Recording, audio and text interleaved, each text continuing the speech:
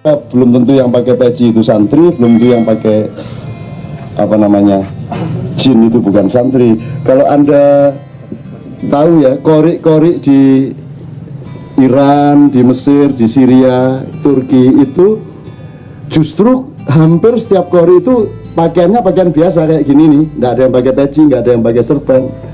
Ini diupload nih. Bahkan ada yang pakai kaos saja. Dan itu qiraah resmi. Bahkan parlemen Iran itu sebelum sidang itu selalu ada qiraah, ada bacaan Al-Quran. Dan yang baca Quran tidak lantas berpakaian religius dalam tanda petik. Mereka berpakaian biasa kayak beben gini, qiraah kan lebih asik gitu loh, yang lebih asik gitu. Jadi makanya tadi saya ingin membiasakan Anda dengan alif lam mim, kan belum pernah ada di dunia ini orang baca alif lam mim untuk berulang-ulang. Kan lumayan ya Anda dapat pengalaman ini gitu kan. Alif lam mim tak olak walik. Soalnya apa? Mau tak lewatin bagaimana alif lam mim aja kita nggak pernah paham kok. Jadi kita ulang supaya siapa tahu Allah sayang sama kita. Kalaupun kita tidak paham alif lam mim, siapa yang mengatakan harus paham alif lam mim? Tapi alif lam mim bisa merupakan sarana kedekatanmu dengan Allah, sehingga Allah menjadi sayang kepadamu, sehingga Allah akan menambah sesuatu yang tidak engkau sangka-sangka dalam hidupmu. Bisa tambah laris dagangan nih, gitu kan? Sehingga meteng bisa langsung meteng. Sapi turute, itu teman sekalian ya. Jadi itu yang pertama, yang soal ngasak. Nah Anda ini memang orang ngasak, dan orang yang panen itu insya Allah nanti adalah orang yang mengaku dirinya ngasak, bukan orang yang merasa dirinya panen. Jadi tidak ada regulasi. Kalau Anda sudah haji, tidak pasti Anda lebih baik dari yang belum haji. Terus Anda di sana merasa tamu Allah, sehingga Allah itu tidak adil. Ya apa Gusti Allah sing diceluk sing duit doa. Kan gitu kan? Yang tidak punya duit untuk ke Mekah tidak dipanggil sama Allah, gitu maksudnya. Ini panggilan, oh toh alasannya. Lu panggilan kok sing duit tok kan begitu. Jadi Allah kan diskriminatif. Jadi jangan keliru mengartikan itu. Anda jadi tamu Allah di sana tidak berarti Anda sekarang bukan tamu Allah. Emang siapa yang bukan tamu Allah? Oh Anda tiap hari berhadapan dengan Allah. Anda kulon lagi. Semua adalah tamu Allah. Saya tidak meremehkan orang umroh. Ya, tetapi Anda juga tamu Allah tiap hari asal Anda bertamu kepada Allah. Allah itu Anda sebut siapa juga monggo-monggo saja, tapi Allah menyebut dirinya Allah ya, daripada repot-repot ya sudah kita ikut Allah. Wong Mas Beben kita sebut Beben karena dia memperkenalkan dirinya Beben. Nah, Allah memperkenalkan dirinya sebagai kata Allah, dengan kata Allah ya sudah kita panggil dia Allah, kan gitu. Itu mudah-mudahan asongan Anda ini justru panen gitu loh, gak ngetarani. Karena ada cerita malaikat itu pada menyingkir dari Mekah pada musim haji. Orang-orang yang mengerti kasyaf, mana ini nggak ada malaikat ini. Orang tawaf berjubel, orang jumroh berjubel, orang menginap di Arafah, kok malaikat pada nggak ada ini. Wah, akhirnya dia kebingungan, jadi nggak khusyuk. Nah, akhirnya dia melayang Ngerogo semua, malaikat kumpul di sebuah rumah. Orangnya itu jelek, nggak dikenal sebagai orang yang rajin secara keagamaan. Ternyata dikerubungi malaikat. Kenapa? Karena dia ini sudah tinggal bayar biaya naik haji. Tiba-tiba 10 menit sebelum dia berangkat datang orang temannya yang sangat butuh duit karena istrinya kecelakaan. Dan duit istrinya kecelakaan harus di rumah sakit, harus operasi segala macam, biaya yang sangat mahal. Si orang yang mau bayar naik haji ini langsung kasih duitnya.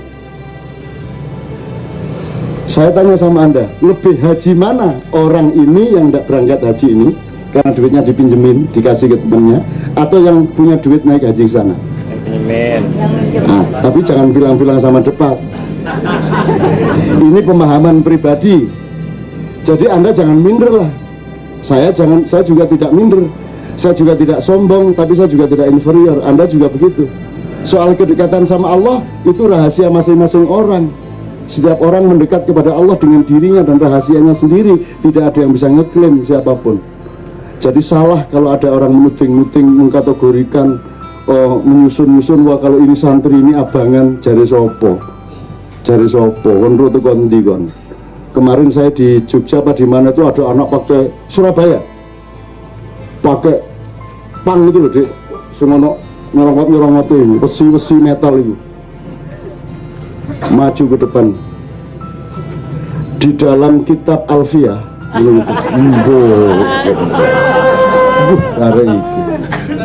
terus dia cerita macam-macam yang seolah-olah dia seorang syekh besar. Padahal potongan arek metal. Jadi nggak bisa Anda. Apalagi kalau Anda ingin kesucian, Anda ingin kesejatian. Kalau nanti dalam dunia thariqat, kesejatian itu, kemurnian dan keikhlasan itu dilambangkan, dipantulkan oleh kaca sangat bening yang namanya Khidir alaihissalam. Ada seorang santri bilang sama Pak Kiai, saya ingin ketemu Khidir. Terus ke pantai aja kamu wiritan di pantai mulai tengah malam sampai subuh, insya Allah kamu nanti ketemulah. Kalau belum semalam ini ya besok malam, lusa malam, kamu sabar aja. 3 malam berturut-turut dia di pantai itu ndak ono sopo-sopo mas. Nek ono yuyu melaku, terus nggak ada apa-apa. Malam ketiga subuh-subuh itu ada anak muda pakai motor di depan dia itu. Mesul asu bajingan, aku pengen kepeduk Nabi Khidir malah ketemu rek gendeng kayak gini ya. Terus akhirnya dia putus asa pulang. Pak Yai gimana, saya sudah 3 malam ini enggak ketemu, malah ada anak muda ngawur knalpot dibuka beng apa namanya dublek kupingku mergo Kiai. Terus jadi kayak Yai, lah iku nang Khidir. Lu Khidir kok numpak motor. Lah kon soalnya gak seneng karo arek numpak motor. Kan gak seneng karo arek kurang ajar. Maka Khidir mewujudkan diri menjadi orang yang kamu tidak sukai. Jadi bebaskan dirimu dari kebiasaan tidak menyukai ini, tidak menyukai itu. Carilah ilmu dan rahasia dari semua yang tidak kamu sukai. Maka engkau akan menemukan kesejatiannya. Kan gitu. Asa antukrihu syai'an wa huwa khairul lakum wa asa antuhibbu syai'an wa huwa syarrul lakum. Apa yang kamu pikir tidak menyenangkan dan kamu benci, jangan-jangan sesungguhnya dia mengandung kebaikan yang kamu perlukan. Dan apa atau siapa yang kamu sangat sukai, yang kamu sangat inginkan, siapa tahu sesungguhnya dia mengandung keburukan-keburukan yang akan mencelakakanmu. Allah memperingatkan itu secara frontal. Oke. Terakhir, karena tadi ada yang tanya tentang PKS, saya tidak ngomong PKS, tapi saya ingin mengatakan bahwa ini Anda sudah terlanjur ngomong mengenai konspirasi. Pak Citani Didik, Anda harus tanggung jawab untuk perjuangan panjang PKS. PKS kan nggak hanya urusan ngangkut siapa jadi presiden, jadi gubernur. PKS kan punya perjuangan moral, perjuangan kebangsaan, perjuangan macam-macam ke depan. Soal konspirasi ini sudah menjadi amanat Anda, harus jelaskan kepada bangsa Indonesia konspirasi itu apa maksudnya. Dan jangan hanya yang menyangkut mantan presidenmu. Nah, saya ingin katakan kepada Anda, konspirasi itu mari kita pelajari. Saya ingin katakan sama Anda, sasaran utama konspirasi internasional sejak 37 tahun sesudah naiknya Isa Al-Masih atau disalibnya Yesus, itu adalah pikiranmu. Pikiranmu dirusak sejak 2 milenium yang lalu. Kamu disuruh percaya kepada sesuatu yang tidak pantas dipercaya. Kamu menuhankan sesuatu yang tidak pada tempatnya untuk dituhankan. Kamu mengatakan baik kepada sesuatu yang sesungguhnya buruk. Kamu menganggap surga yang sesungguhnya neraka. Dan kamu meyakini neraka yang sesungguhnya itu surga. Di balik kamu punya pikiran. Maka di KC ini tugas utama adalah hening, berpikir sehat kembali, berpikir sportif kembali, berpikir objektif kembali, berpikir jernih kembali. Dari yang kecil-kecil kita latih sampai suatu hari Anda akan menjadi generasi yang betul-betul diamanati Allah, seperti Yahya yang dilahirkan sebagai hadiah kepada Zakaria, yang kemudian disuruh belajar kepada kitab-kitab atau kebenaran yang sejati, kemudian dilahirkan Isa dengan ujian Yahya sendiri, ujian Isa sendiri, tapi akhirnya akan muncul komposisi yang disebut Muhammad SAW. Anda akan sampai ke sana. Ini di luar soal Islam Kristen, tapi kita belajar dari wacana-wacana sejarah. Jadi insya Allah kalau Anda mempelajari konspirasi itu, gini loh, jangan dipikir konspirasi itu kita korbannya terus Amerika sudah. Enggak, Amerika itu ya korban konspirasi. Orang Barat hampir sedunia itu korban paling utama dari konspirasi. Saya nggak usah jelaskan sekarang, kapan-kapan aja. Itu korban paling utama. Kalau Anda ini agak sukar sebenarnya dipengaruhi konspirasi wong gendeng kabeh kok. Gak cetha pikirannya. Kalau yang gampang dihapus itu kan yang jelas ke utara terus dibelokin ke barat. Anda ini kan tidak jelas ke utara, kok kadang-kadang menggok ngidul, kadang-kadang balik ngetan kan. Kalau anda ini kan bangsa yang sangat membingungkan, sehingga konspirasi itu berlaku sebentar di sini, setelah itu kacau lagi kan gitu. Jadi percayalah bahwa anda itu bangsa yang punya ketangguhan justru karena anda tidak jelas itu. Kalau ada sosok jelas menjadi sasaran tembak, dia bisa ditembak. Tapi anda adalah sasaran yang tidak jelas. Bagus toh? Kata ketembak padahal gak. Kayak gitu. Jadi anda ini beres. Maka kata Sabrang, wong kang soleh kumpulono. Dan anda ini sudah berkumpul satu sama lain sesama orang yang soleh. What is the meaning of soleh? Soleh itu jaring apa soleh artinya? Soleh. Saoleh-oleh jadi ijo ya. Senang tolak-tolak. Oke, boleh ya saya jelasin sekalian ya untuk jadi ilmu bersama. Dalam Al-Quran ada 5 macam kebaikan, masing-masing pada tempat dan konteksnya. Ada khair, itu artinya kebaikan yang universal, yang masih cair. Misalnya menyukai keindahan, itu kan umum, khair. Tapi kalau ma'ruf itu menyukai jazz, sudah jelas anunya, pilihannya. Ma'ruf itu kebaikan yang sudah dirumuskan, sudah diuji, sudah diarifi, maka disebut ma'ruf. Terus ada lagi ihsan. Ihsan itu kebaikan yang lahir murni dari diri setiap orang. Anda tidak harus nolong, tapi Anda rela langsung menolong, diminta atau tidak. Itu namanya ihsan.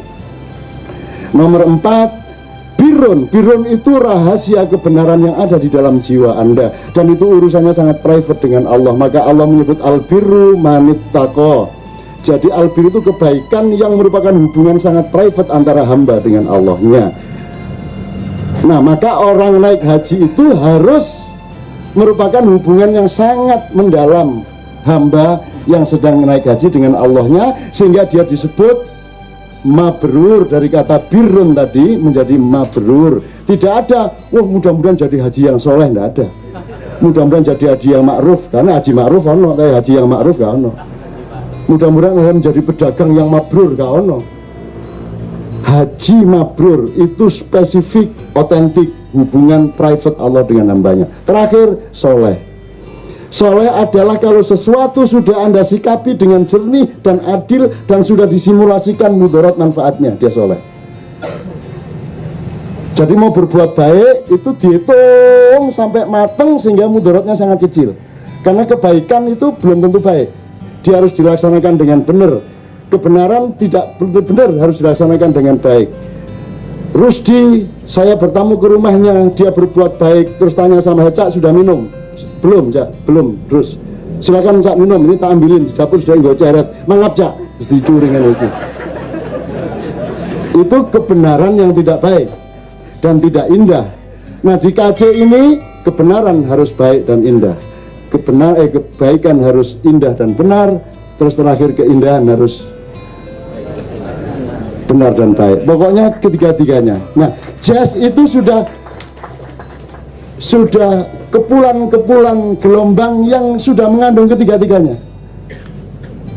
Kalau Indonesia baru bener tok itu. Tapi dia susah tau kalau mau diprivatekan. Bisa nyanyiin Indonesia Raya pakai jazz, kan susah banget ya. Oh bisa ya? Oke, kalau gitu nanti tolong nyanyiin lagu nasional. Maksud saya begitu. Tidak harus Indonesia Raya, tapi lagu nasional yang dijazzin. Di Amerika kan boleh, nani nani nani, terus pakai apa boleh, pakai seriusa boleh segala macam. Di Indonesia kan harus gini, Indonesia pokoknya kaku, jujur, jangan gak apa-apa. Indonesia tanah airku, arek Melayu kok, Madura kok, sinaune pesantren masuk Indonesia, aku lah tentara, anak Madura ya seje. Indonesia, kata Indonesia. Nek Garuda Pancasila, Garuda Pancasila. Ambil suaranya bukan ga, mestinya kan ga. Garuda ini Groot, bingung iki gurune. Hei, nyanyi apa kan iku? Groot, Pak. Lu kok ambil soalnya Groot lah? Ya Groot, Pak. Memang Groot. Yuk nyanyikan. Garuda Pancasila. Kepol metu yang. Ya saya terus oke. Jadi konspirasi itu pokoknya pikiran Anda, dan Anda tidak perlu mempelajari konspirasi itu secara peta. Yang penting pikiranmu jernih. Jangan tidak jujur supaya sehat hidupmu, gitu ya. Oke teman-teman sekalian, Allahumma sholli wa sallim ala Muhammad, dipimpin oleh beliau menyanyikan Terserah Beliau. Tepuk tangan semua dan bersama-sama untuk Indonesia.